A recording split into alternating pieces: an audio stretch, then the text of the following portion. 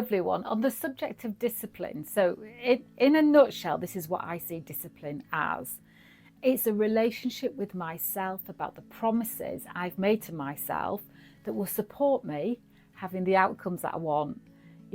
So for example, one of my outcomes is I've got a short-term goal. I've got lots of goals, but this particular goal is I'm teaching my firewalking and empowerment instructor training course. It's a residential course. It's over 6 days and it's in Scotland.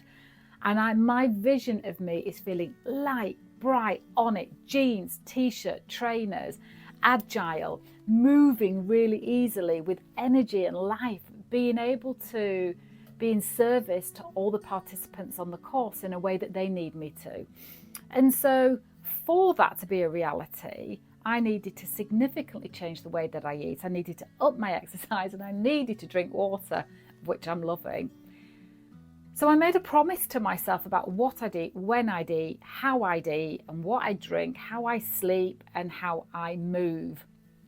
Now, it's really easy for us to negotiate with ourselves, but discipline means that you don't negotiate, that you stick to your own agreements. And the kind of things that can derail you is, in those internal cravings, those kind of mindset pulls that pull you towards something else.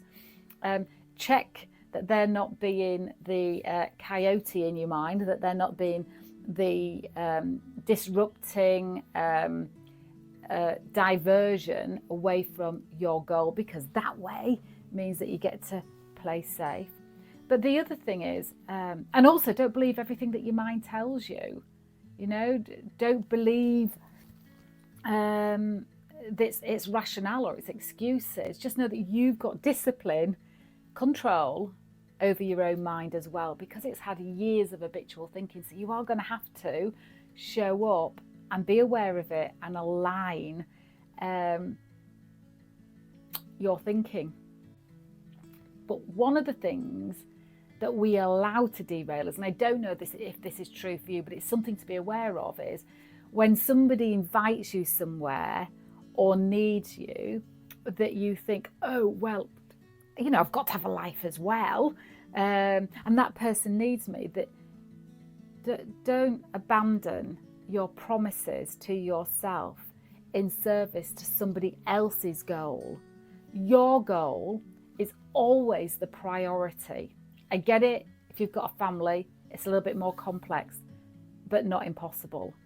And so, because there's still a way where everybody is met, but it doesn't have to be you abandoning your own promises to yourself. And so if you can just see discipline as a promise framework to yourself of what you've agreed with yourself that will work to get you to be where you want to be, if that's a feeling, a way of living, or a goal, if it mattered to you in the first place to set it up, then it matters.